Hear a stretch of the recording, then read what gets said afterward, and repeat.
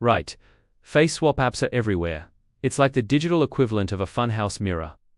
No, totally. Everyone's sharing those cat-filtered selfies. But yeah, the initial hesitation is always there. What's this app actually doing with my phone? So, WeChat locks down accounts for spamming, which is standard practice. Users report, WeChat investigates, boom, account restricted. Simple enough.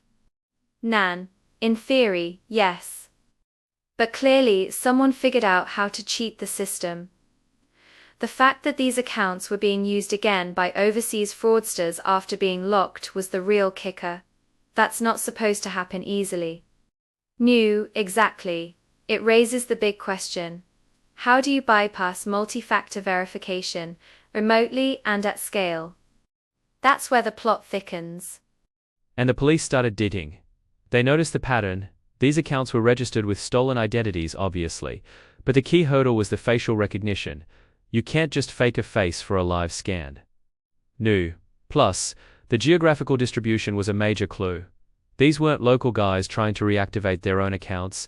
They were dealing with victims scattered across the country, often in remote areas. No way they could physically go collect everyone. Nan, precisely. It had to be something done remotely. The fact that it was happening repeatedly suggested a mature exploit, not just a one-off hack. Someone had found a reliable backdoor. And the investigation paid off. They tracked down a group operating across several provinces, communicating online, naturally. 5 arrests, all at once. Nan, classic coordinated takedown. Look at the haul, 30 phones, 6 computers, and a mountain of personal data. That confirms the scale of the operation. They weren't just messing around. New. And the fact that one guy, Li Chi, was the mastermind and trained the others, shows it wasn't just random individuals. It was a structured criminal enterprise. Now, the juicy part, the tech. The main challenge was that dynamic facial recognition. You need to open your mouth, blink, nod, real-time actions. No, so they didn't just use a static photo, they used a face swap app to animate the face. Clever, but still needed the real-time interaction. Nan, exactly. But here's the kicker. They exploited a vulnerability in a specific smartphone model. They rooted the devices. Once they had root access, they could automate the whole process. When the facial recognition prompt popped up, the phone would automatically play a pre-recorded video from the gallery. No, wait, so the system was fooled by a video? That's pretty sophisticated. It means the facial recognition algorithm wasn't robust enough to distinguish between a live feed and a high-quality video playback. Nan, pretty much. If the video was clear enough, the system passed it. It's like tricking the system into thinking it's seeing a real person perform the required actions. And the business model was straightforward. They charged 100 to 200 RMB per account reactivated. Nan.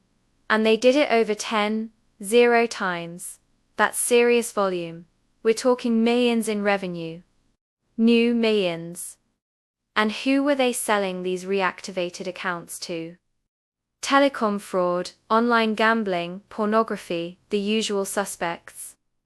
Nan, exactly. They essentially gave these criminals a second chance to use their banned accounts. It's a massive enabler for other types of cybercrime.